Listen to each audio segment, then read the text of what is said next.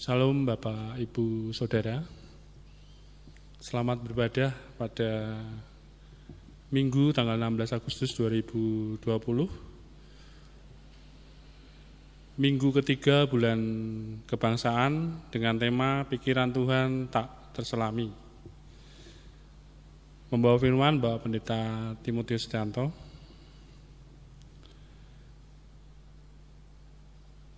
Sebelum ibadah pada pagi hari ini kita laksanakan, kami undang jemaat untuk bangkit berdiri.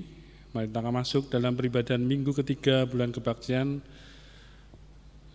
Kita angkat pujian dari Nyanyilah Kidung Baru 2, Hai Mari Sembah.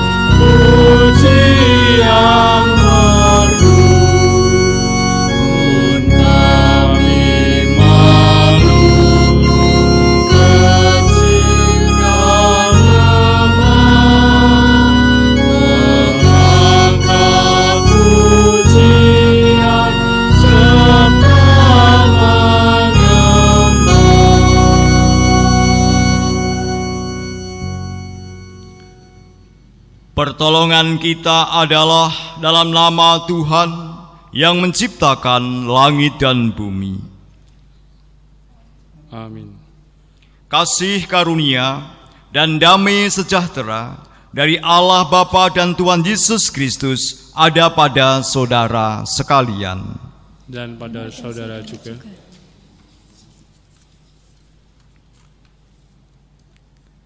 Dan bagiku betapa sulitnya pikiranmu ya Allah, betapa besar jumlahnya. Mazmur 139 bait yang 17. Lalu siapakah kita ini jika dibandingkan dengan kuasa Tuhan Allah kita?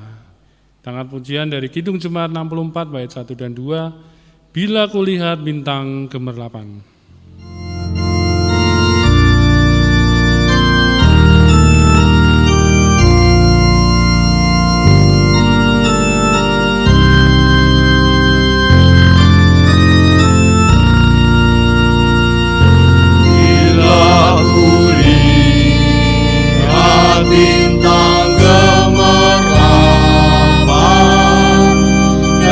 Bunyi burung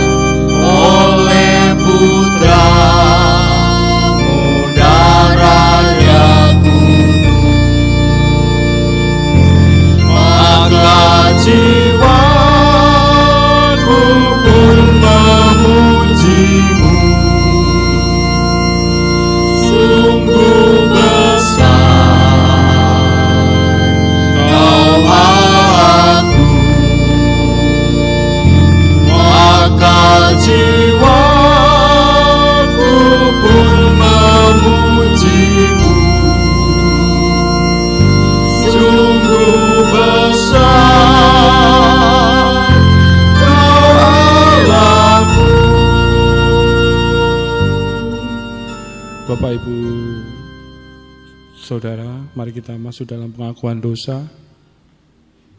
Dari Mazmur 32 ayat yang 5 yaitu, dosaku kuberitahukan kepadamu dan kesalahanku tidaklah ku sembunyikannya. Aku berkata, aku akan mengaku kepada Tuhan pelanggaran-pelanggaranku dan Engkau mengampuni kesalahan karena dosaku.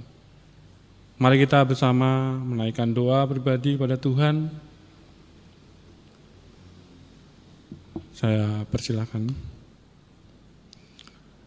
Allah Bapa di surga, kami mengaku ya Tuhan, pada pagi hari ini kami sadar bahwa kami tidak selalu bisa menurut segala perintah-Mu ya Tuhan. Kami tidak mengasihi sesama, kami banyak melakukan pelanggaran-pelanggaran ya Tuhan. Kami sadar ya Tuhan, kami jauh dari kasih yang Kau ajarkan melalui Tuhan Yesus. Kiranya Engkau saja yang mengampuni kami ya Tuhan. Kau mampukan kami, Kau curahkan Roh Kudus-Mu agar kami dapat melakukan dan melaksanakan kasih kepada sesama ya Tuhan. Amin. Mari kita angkat pujian dari pelengkap Kidung Jemaat 37, Bila Aku Rundeng Dosaku, bait yang pertama.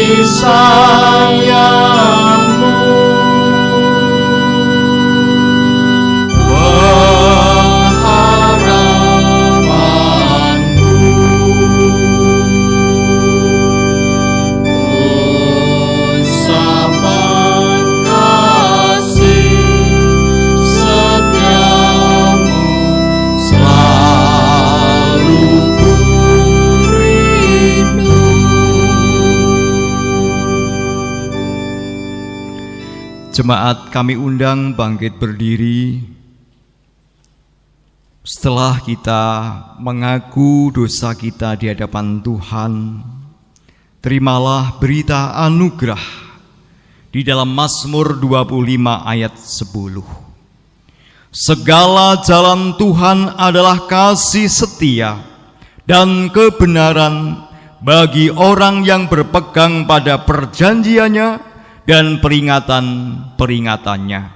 Demikianlah berita anugerah dari Tuhan. Syukur kepada Allah.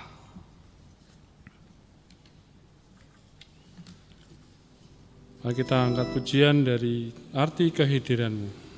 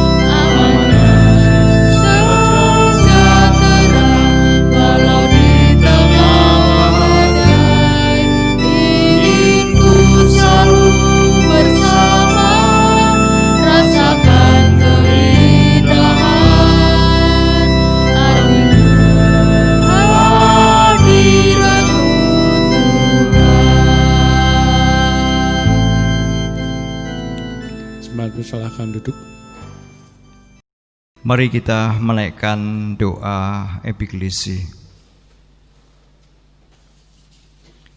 Ya Tuhan Allah Bapa Surgawi, bersama umat-Mu, Jemaat GKJ Kerapiak Semarang, kami bersyukur atas kemurahan-Mu sehingga saat ini boleh bersama-sama beribadah. Kiranya melalui ibadah ini nama Tuhan dipermuliakan, nama Tuhan diagungkan, baik oleh jemaat Tuhan, demikian juga kiranya segala makhluk memuliakan Tuhan. Berkati ya Tuhan ibadah ini sehingga boleh berjalan sampai akhir dengan selamat. Kami hendak membaca dan mendengarkan firman Tuhan. Kami mohon Roh Kudus mengurapi kami semua sehingga kami boleh mendengar, mengerti, dan melakukan firman Tuhan dalam kehidupan kami sehari-hari. Berfirmanlah ya Tuhan, kami siap untuk mendengarkan. Di dalam nama Tuhan Yesus Kristus kami berdoa. Amin.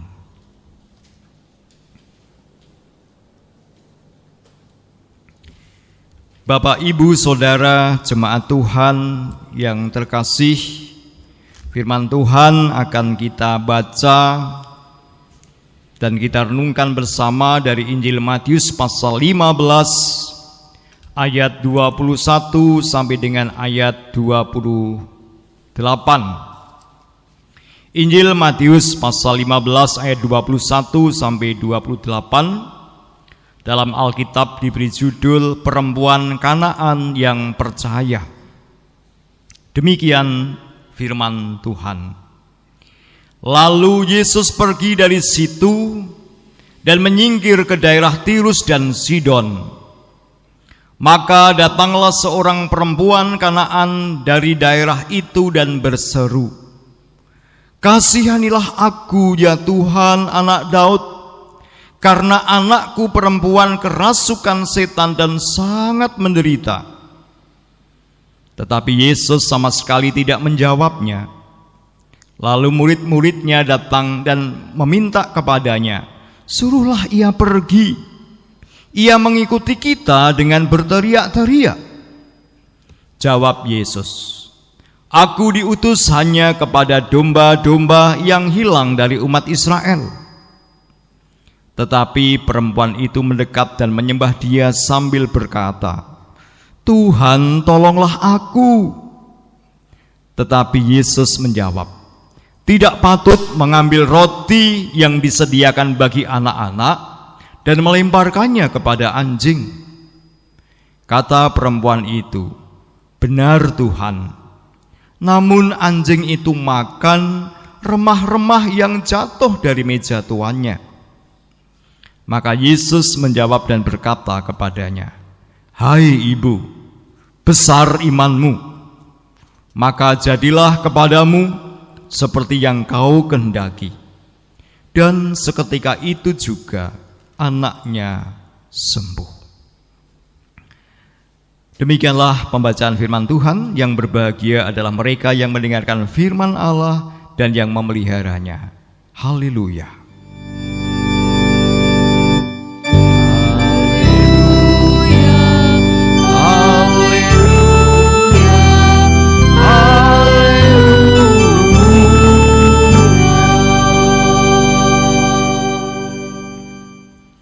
Bapak, Ibu, Saudara, anak-anak jemaat Tuhan yang terkasih, firman Tuhan yang telah kita baca Injil Matius 15 ayat 21 sampai 28 kita renungkan dengan tema pikiran Tuhan tak terselami. Pikiran Tuhan tak terselami. Jemaat yang dikasihi Tuhan, ada peribahasa Jawa yang mengatakan negara mawa tata, desa mawa cara. Negara mawa tata, desa mawa cara. Artinya di setiap komunitas, lembaga pasti mempunyai aturan-aturan, adat istiadat, atau polanya masing-masing. Tidak mesti sama. Setiap negara, bangsa, setiap agama, bahkan setiap gereja atau bahkan setiap keluarga mempunyai pola atau setting kehidupan yang tidak sama.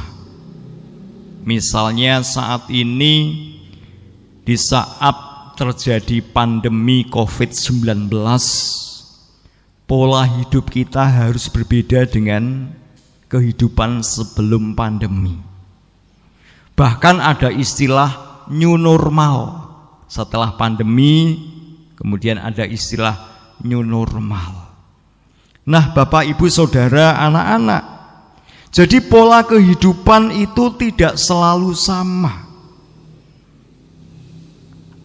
Antar bangsa, antar kelompok, antar komunitas, bahkan antar orang.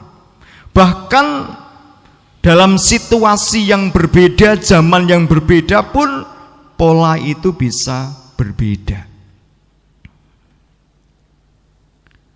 Nah, pola kehidupan yang tidak sama, mindset yang tidak sama atau berbeda tiap orang, komunitas atau kelompok, ini harus disadari dan dipahami. Generasi tua dengan generasi muda, bapak dan anak, ibu dengan anak atau suami dengan istri, itu juga bisa berbeda. Maka harus disadari dan dipahami dengan sungguh-sungguh, supaya kita bisa bersikap dengan benar, bersikap kontekstual, bersikap bijak dan damai sejahtera. Karena kalau kita tidak memahami, tidak menyadari yang terjadi apa, kita merasa yang paling benar. Ketika kita merasa yang paling benar, maka kita mudah menghakimi orang atau kita memaksakan kehendak, maka terjadilah konflik, terjadilah pertikaian, terjadilah perpecahan. Nah, Bapak, Ibu, Saudara, anak-anak jemaat Tuhan yang terkasih, kenapa di sebuah gereja terjadi konflik? Kenapa di sebuah gereja terjadi perpecahan? Demikian juga di tengah-tengah kehidupan berkeluarga terjadi konflik. Karena apa? Tidak memahami dan tidak menyadari adanya pola pikir yang tidak sama, yang berbeda, dan kadang merasa diri yang paling benar sehingga menghakimi, saling menyalahkan. Padahal konflik-konflik yang terjadi, perpecahan yang terjadi dalam kehidupan gereja misalnya, itu kan masing-masing merasa yang paling benar, ya, merasa yang paling benar.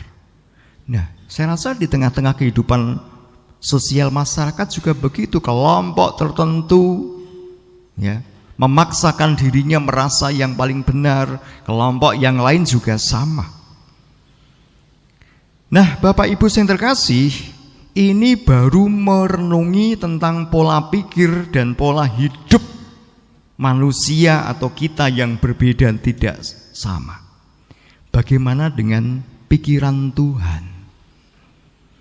Bagaimana dengan pikiran Allah? Tentu tidak mudah. Pikiran Tuhan itu bukan pikiran kita manusia. Dan pikiran kita itu tentu bukan pikiran Tuhan.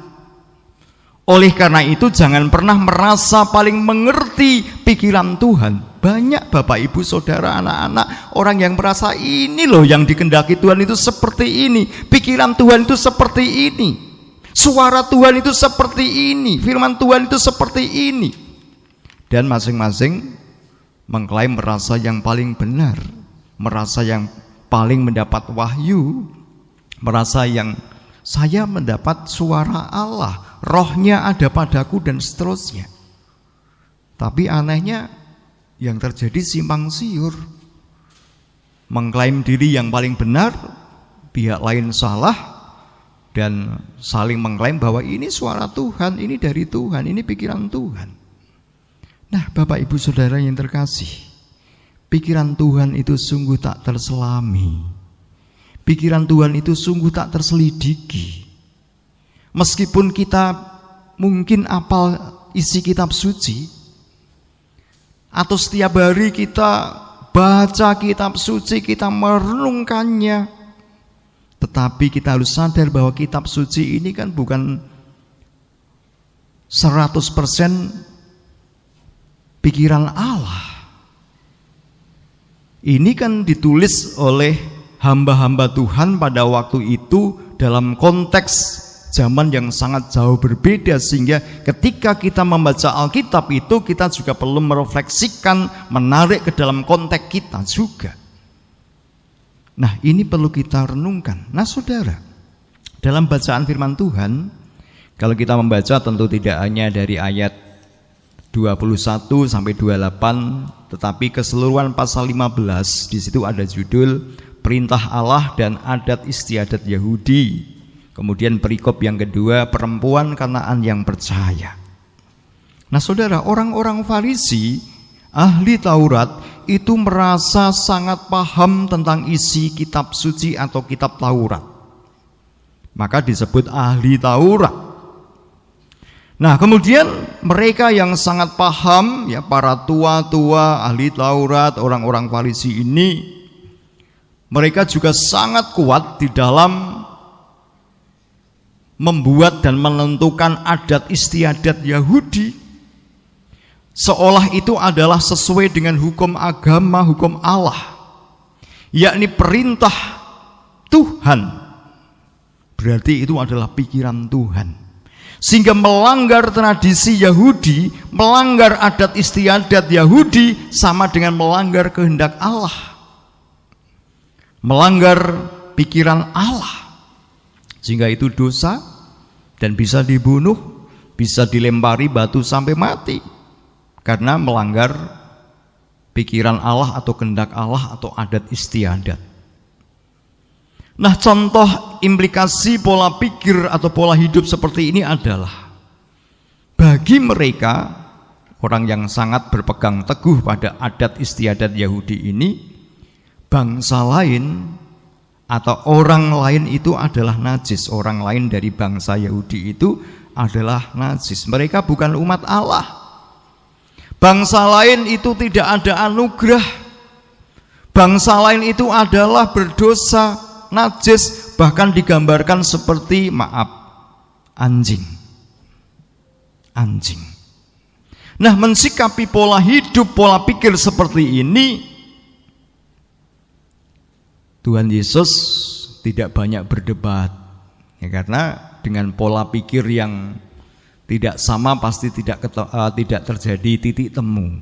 Maka mensikapi pola pikir seperti ini, Tuhan Yesus justru mengajak para muridnya pergi ke Tirus Sidon, bangsa kafir yang najis.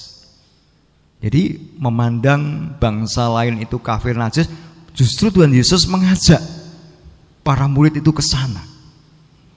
Dan di situ Tuhan Yesus menunjukkan bahwa ternyata orang-orang yang selama ini dianggap dicap sebagai kafir, sebagai najis atau anjing, ternyata memiliki iman dan sikap kerendahan hati yang luar biasa. Di Sidon, Tirus, ada seorang ibu yang minta tolong kepada Yesus supaya Yesus mau menyembuhkan anaknya yang kerasukan setan. Meskipun jauh di luar Israel, ternyata si ibu ini mendengar berita tentang kasih Yesus, kuasa Yesus, sehingga dia minta tolong, Tuhan tolong kasihanilah aku, anakku kerasukan setan. Anakku sangat menderita, tolong sembuhkan. Saudara yang terkasih, apa yang dilakukan Tuhan Yesus? Kita melihat percakapan yang menarik. Dan Yesus mengatakan bahwa Tuhan Yesus itu datang hanya untuk umat Israel dan tidak layak memberikan berkat atau roti kepada anjing, karena mestinya ini adalah untuk anak-anak, untuk umat Israel. Nah, ini persis pola pikir Yahudi pada waktu itu. Sidon, ya, orang Kanaan itu adalah najis seperti anjing. Tetapi iman ibu ini tidak tergoyahkan. Dia juga tidak marah, bahkan dia mengatakan, benar Tuhan, benar Tuhan. Namun anjing itu juga makan remah-remah roti dari tuannya. Nah, jadi bagi seorang ibu dari Tirus Sidon ini, sedikit saja, ya, sedikit saja roti atau remah, ya, kalau itu dari Allah, maka akan sangat luar biasa dayanya. Dan akhirnya Tuhan Yesus mengatakan, ya, karena iman yang seperti itu maka terjadilah seperti yang kau kendaki. Dan seketika itu juga anaknya sembuh. Nah, Bapak Ibu Saudara, anak-anak jemaat Tuhan yang terkasih, pola pikir Tuhan itu tidak terselami dan berbeda dengan pola pikir kita. Namun dari kisah ini kita bisa merefleksikan setidaknya gambaran tentang pola dan karya Allah itu seperti apa. Meskipun kita tidak bisa menyelami. Para murid di sini sampai tidak tahu, loh kok kenapa tiba-tiba Tuhan Yesus justru pergi ke bangsa asing yang najis, padahal adat istiadat tidak memungkinkan itu. Nah, dari kisah ini kita bisa merefleksikan yang pertama, kasih karunia Allah itu diberikan kepada setiap orang dan setiap bangsa. Karena semua yang ada, bukankah itu Tuhan yang menciptakan? Setiap orang yang lahir di bumi ini kan diciptakan oleh Tuhan, dikehendaki oleh Tuhan. Setiap bangsa itu dikehendaki oleh Tuhan. Sehingga apa? Kasih karunia juga ditujukan kepada semuanya. Maka jangan pernah kita berbohong dan mengklaim diri bahwa kasih Allah itu hanya untukku, kasih Allah berkat Tuhan itu hanya untuk bangsaku, hanya untuk agamaku, hanya untuk kelompokku. Sedangkan di luar itu tidak ada kasih setia Allah, tidak ada berkat Allah. Loh, apakah memang pikiran Tuhan seperti itu? Apakah memang kehendak Tuhan itu seperti itu? Itu kan pikiran orang tertentu, itu kan kehendak orang tertentu, sehingga merasa diri yang paling benar. Jangan-jangan justru di hadapan Tuhan orang itu tidak benar. Maka di sini kita bisa melihat kasih karunia Allah itu diberikan kepada setiap orang, setiap bangsa, baik Israel, baik Sidon, baik Tirus, baik Kanaan. Itu yang pertama. Yang kedua, kasih karunia Allah itu memberikan kemerdekaan. Keselamatan Allah itu adalah karya yang membebaskan. Membebaskan manusia dari belenggu dosa, memberikan kemerdekaan manusia dari maut.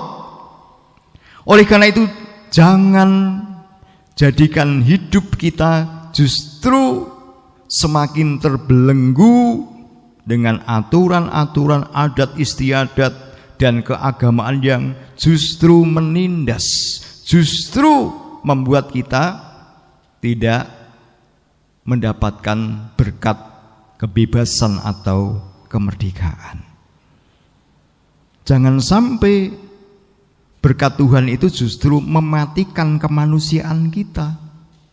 Karena karya Allah itu karya yang menghidupkan, karya kebaikan, karya berkat.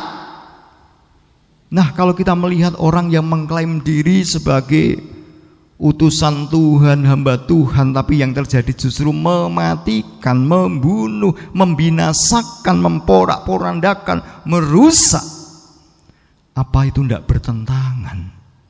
Kalau kita merenungkan, sama-sama kita tidak tahu, tidak bisa menyelami pikiran Tuhan, tetapi kalau kita melihat karya Tuhan tidak demikian. Itu yang kedua. Kemudian refleksi yang ketiga adalah kasih karunia Allah itu adalah berkat, menjadi berkat dan rahmat perdamaian bagi bangsa-bangsa. Yesus menjadi berkat bagi orang Sidon, Tirus, perempuan Kanaan, demikian juga umat Israel. Tuhan Yesus menjadi berkat bagi orang-orang Samaria. Meskipun orang Samaria, Tirus, Sidon, Kanaan itu tidak disukai oleh orang Farisi, tidak disukai oleh ahli Taurat, tetapi justru kasih karunia Allah itu ditujukan kepada semua, dan semua diberkati untuk menjadi berkat, untuk menjadi rahmat, dan Tuhan rindu perdamaian terjadi. Maka dikatakan Tuhan itu adalah sumber shalom, sumber damai sejahtera. Damai sejahtera adalah kehidupan yang penuh dengan rahmat, kerukunan karena telah menerima pengampunan, pendamaian dari Allah, telah mendapatkan berkat kebebasan, kemerdekaan, maka juga harus bisa memerdekakan. Nah, Bapak, Ibu, Saudara, anak-anak yang terkasih, kita tidak bisa menyelami pikiran Allah, tetapi satu hal yang pasti, tindakan karya Allah itu adalah kasih dan memerdekakan. Kasih dan memerdekakan. Tindakan Allah itu adalah berkat yang membahagiakan. Meskipun dalam kehidupan kita ada pergumulan-pergumulan, ada kepahitan, ada kesengsaraan, wabah, sakit penyakit, krisis ekonomi, bahkan mungkin kita ditinggalkan oleh orang-orang yang kita kasihi. Tetapi di balik proses itu ada karya Allah, ada kehendak Allah, ada pikiran Allah yang tidak terselami oleh akal pikiran kita, tetapi Allah rindu untuk membuat kita berbahagia dan menerima kasih karunia damai sejahtera. Sebagaimana bangsa kita, karena saat ini kita menghayati bulan kebangsaan, khususnya di tanggal 16 Agustus, besok kita akan memperingati hari kemerdekaan Republik Indonesia. Kita bisa merenungkan kondisi bangsa kita 350 tahun dijajah, masih dijajah Jepang. Kemudian ketika perjuangan kemerdekaan terjadi, pemberontakan masih terjadi sampai tahun 1965. Bahkan tidak hanya itu, bangsa kita terus diuji dengan kepelbagian yang luar biasa, suku, agama, budaya, pilihan politik, dan seterusnya. Nah, tentu di balik peristiwa ini ada pikiran dan karya Tuhan yang luar biasa bagi bangsa kita. Oleh karena itu, mari ketika kita belajar merenungi sabda Tuhan ini, jangan pernah kita memaksakan pola pikir kita, pola hidup kita, dan kita mengklaim ini dari Tuhan, ini dari Allah, inilah yang paling benar atas bangsa ini, atas negeri ini. Sehingga mana yang betul? Apakah negara kesatuan Republik Indonesia dengan dasar Pancasila, atau ada sekelompok orang yang hendak mengganti dengan khilafah misalnya dan mengklaim ini yang paling benar? Nah, tentu hal ini kita harus renungkan dengan melihat konteks. Bagaimana sejarah bangsa kita, bagaimana Tuhan itu mengasihi juga segala bangsa, segala suku bangsa. Bagaimana Allah itu merindukan juga supaya perdamaian, kemerdekaan itu terjadi pada umatnya. Maka marilah kita bersyukur atas kemerdekaan bangsa kita yang kita akui semua itu adalah anugerah berkat rahmat Tuhan. Oleh karena itu mari kita isi kemerdekaan bangsa kita Indonesia tercinta ini dengan saling mengasihi, saling membangun, gotong royong, hidup rukun, saling menghormati, saling menghargai, hidup berdampingan dengan damai, tidak saling memusuhi, tidak mengklaim diri yang paling benar, kemudian menganggap yang lain salah, najis, atau kafir dan sebagainya. Mari kita hidup berdampingan sebagai bangsa yang besar. Dan mari kita berjuang bersama. Yang tentu saat ini kita tidak berjuang supaya merdeka dari penjajahan, tetapi masih banyak hal yang kita perjuangkan saat ini dalam menghadapi pandemi COVID-19 dan dampaknya, misalnya dampak sosial, dampak ekonomi. Kita perlu berjuang bersama. Mari kita berjuang bersama dalam rangka mewujudkan kebinekaan Tunggal Ika, hidup bergotong royong. Jikalau masih ada sekelompok orang yang menyebarkan sikap perilaku intoleransi, radikalisme, mari kita berjuang bersama sebagai bangsa supaya apa? Perdamaian sungguh terjadi dan bangsa masyarakat kita menjadi berkat yang sungguh, berkat bagi masyarakat bangsa, berkat bagi bangsa-bangsa di seluruh dunia. Sehingga bangsa kita menjadi bangsa yang besar, bangsa yang karena sungguh takut akan Allah dan berusaha untuk hidup setul dengan jalan dan pikiran Allah, yang memang sungguh tidak terselidiki, sungguh tidak terselami, tetapi kita tahu karya tindakan Allah itu adalah kasih yang memerdekakan. Tuhan memberkati. Amin. Mari kita hening atau saat teduh.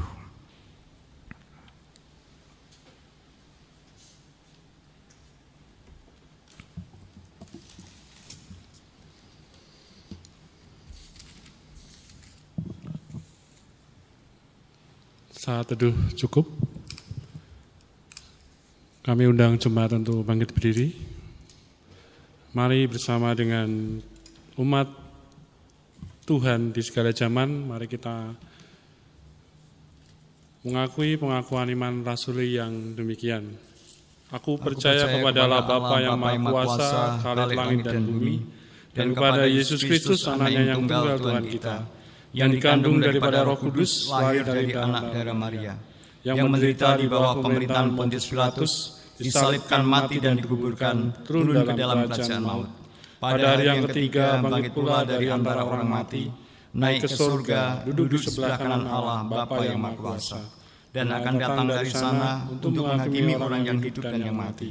Aku percaya kepada Roh Kudus, gereja yang kudus dan am, persekutuan orang kudus, pengampunan dosa, kebangkitan daging dan hidup yang kekal. Jemaat persilakan duduk. Mari kita menaikkan doa syafaat. Bapa kami yang di surga, terpujilah namamu kekal selamanya, karena Engkau Allah yang maha baik, maha kasih, maha pemurah. Sungguh karya Tuhan luar biasa, pikiran dan kehendak-Mu memang tidak terselami, tidak terselidiki. Pikiran kami tidak mampu menjangkau, terutama kasih kemurahan-Mu yang luar biasa. Engkau terus memelihara kami, Engkau terus mengajarkan kami tentang kebajikan, Demikian juga Engkau memberikan kepada kami damai sejahtera. Kami bersyukur, oleh karena itu mampukan kami, baik sebagai pribadi demikian juga sebagai umat Tuhan, gereja, dan sebagai bangsa. Kiranya kami senantiasa berharap kepada Tuhan. Bapa, kami sandarkan seluruh pergumulan hidup kami, baik pribadi, demikian juga kami sebagai umat jemaat Tuhan dan sebagai bangsa. Kami rindu pertolongan Tuhan menaungi kami, sehingga bagi yang sakit, bagi yang lemah tubuh boleh dikuatkan kembali. Bagi yang sedih berduka boleh dihiburkan. Bapa di surga, kami bersyukur pada kesempatan ini juga boleh merenungi karya-Mu atas bangsa kami, sehingga saat ini pun kami boleh di dalam bulan kebangsaan merenungi, merayakan kemerdekaan yang sudah Engkau berikan. Kami berdoa bagi bangsa kami, masyarakat Indonesia, supaya sungguh mensyukuri berkat kemerdekaan ini dengan hidup menjadi berkat dan bermartabat. Meskipun kami berbeda suku, agama, bangsa, biarlah kami tetap hidup dalam persatuan, kasih yang saling membangun demi kebaikan dan kesejahteraan. Perbedaan-perbedaan agama, suku, bangsa, ataupun pilihan politik kiranya tidak membuat kami bertikai atau dalam konflik, tetapi biarlah kami tetap dimampukan menjunjung demokrasi, pilihan bebas yang didasarkan pada undang-undang yang berlaku.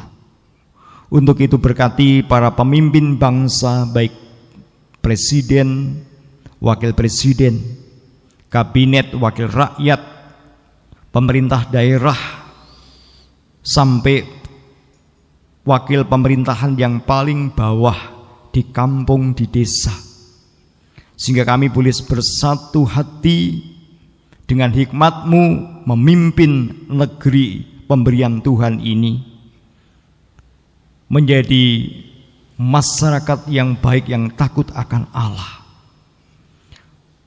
menjadi bangsa yang senantiasa takut akan Allah. Dan khususnya saat ini dalam situasi krisis karena pandemi COVID-19 yang dampaknya sungguh kami rasakan di berbagai bidang kehidupan. Tuhan, tolonglah supaya para pemimpin bangsa kami dimampukan mengatasi persoalan ini dan didukung dengan ketaatan oleh seluruh masyarakat, baik dalam menjalankan protokol kesehatan ataupun di dalam mengupayakan pencegahan virus COVID ini maupun pengobatan, dan kiranya Tuhan juga menolong sehingga akhirnya boleh ditemukan vaksin atau obat yang bisa untuk memulihkan kondisi krisis yang terjadi. Demikian juga bagi bangsa-bangsa di dunia. Mampukan kami untuk menghayati dan mensyukuri berkat kemerdekaan dengan saling berbagi kasih, berbagi perhatian, kepedulian yang juga kiranya boleh memerdekakan masyarakat kami dari kebodohan, dari kemiskinan, dari keterbelakangan, dari keegoisan, keeklusifan, sehingga kami menjadi bangsa yang erat dalam kebersamaan dan gotong royong. Lindungi bangsa kami dari yang jahat, demikian juga kami semua umat Tuhan, gereja Tuhan, khususnya bagi GKJ Kerapia, sehingga kami pun juga boleh mengisi kemerdekaan di tengah-tengah masyarakat dan tetap menjadi berkat. Bapa di surga, demikianlah permohonan syafaat kami.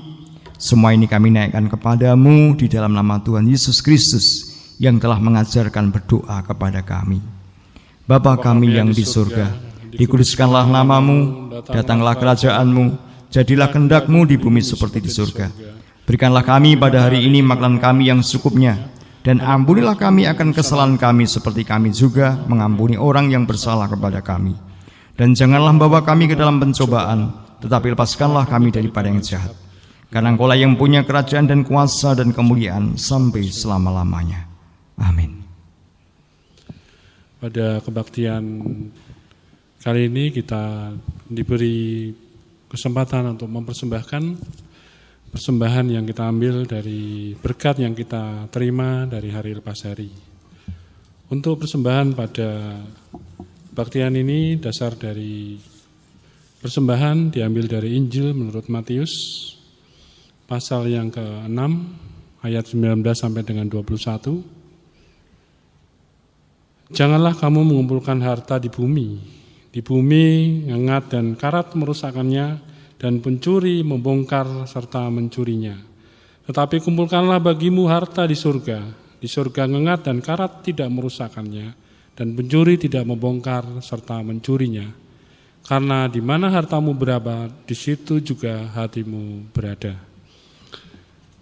Kita melakukan persembahan dengan mengangkat pujian dari pelengkap Kidung Jemaat 264, apalah arti ibadahmu.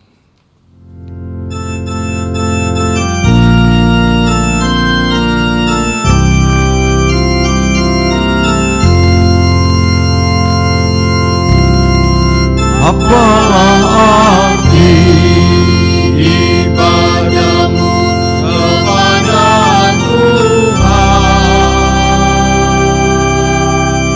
bila Dia dari sujud dan syukur. Apalah arti ibadahmu kepada Tuhan, bila Dia hatiku tulus dan syukur. Ibadah sejati jadikanlah persembahan. Ibadah sejati kasihlah sesamamu.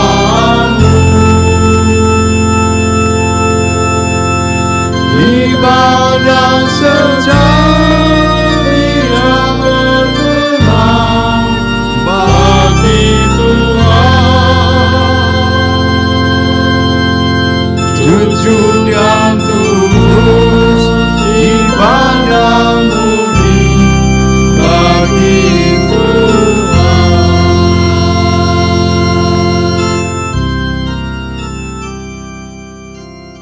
Mari Bapak Ibu Saudara, persembahan yang kita sudah kumpulkan kita bawa dalam doa. Saya antarkan. Tuhan Allah Bapa kami yang di surga, Tuhan yang menjadi sumber hidup, sumber pertolongan kami, Tuhan yang telah mengasihi kami di sepanjang hidup kami. Pada sini Tuhan, pada saat ini kami melaksanakan ibadah yang mengucap syukur atas berkat-berkat yang Tuhan berikan kepada kami. Dan sebagai ucapan rasa syukur, pada saat ini kami telah mengumpulkan persembahan yang kami ambil dari sebagian kecil dari berkat-berkat yang kami terima daripadamu. Mari Tuhan, terima persembahan ini, sucikan, kuduskan, dan berkatilah, sehingga persembahan ini dapat berguna untuk pelayanan jemaat-Mu di sini. Kami juga berdoa dan kami menyerahkan untuk majelis yang sudah Tuhan pilih untuk mengelola dan menggunakan persembahan ini. Kiranya Tuhan urapi, Tuhan berkati, Tuhan berikan akal budi kebijaksanaan, sehingga hamba-Mu ini boleh menggunakan persembahan ini dengan sebaik-baiknya, penuh tanggung jawab, seturut dengan kehendak Tuhan saja. Dan ajarkanlah sekali Tuhan, agar kami tidak hanya mempersembahkan harta benda pemberian Tuhan, tetapi biarlah Tuhan mampukan untuk mempersembahkan seluruh hidup kami sebagai persembahan kami yang hidup, yang berkenan kepada Tuhan. Kami mohon pengampunan ya Tuhan atas doa kesalahan kami, yang kami dalam mempersembahkan ini ada terselip dosa. Kami mohon ampun ya Tuhan. Dan sebentar lagi kami akan mengakhiri ibadah ini ya Tuhan. Kami serahkan seluruh hidup kami hanya ke dalam tangan-Mu. Dalam nama Tuhan kami Yesus Kristus, kami telah berdoa dan mengucap syukur. Haleluya. Amin. Mari kita menaikkan nyanyian pengutusan. Kidung Jemaat 438 bait yang pertama, apapun juga menimbamu.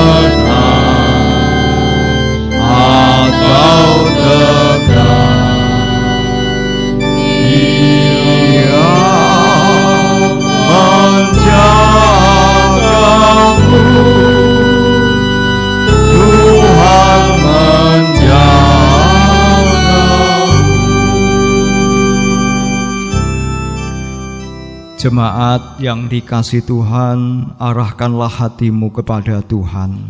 Kami mengarahkan hati kami kepada Tuhan. Jadilah saksi Kristus. Syukur kepada Allah. Terpujilah Tuhan, kini dan selamanya. Terimalah berkat Tuhan. Tuhan memberkati engkau dan melindungi engkau. Tuhan menyinari engkau dengan wajah-Nya dan memberi engkau kasih karunia. Tuhan menghadapkan wajah-Nya kepadamu dan memberi engkau damai sejahtera. Amin.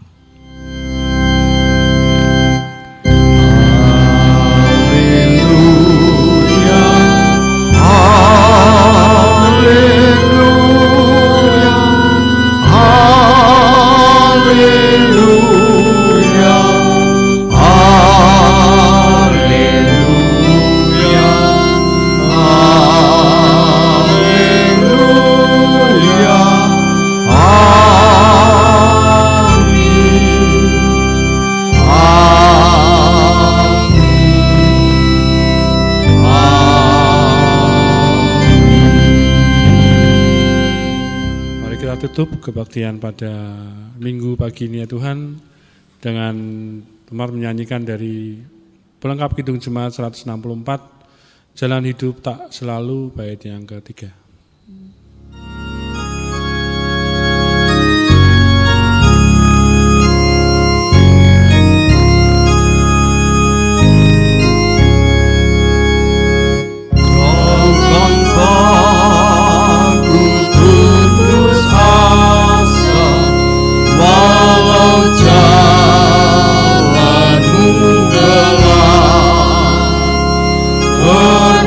Berteguh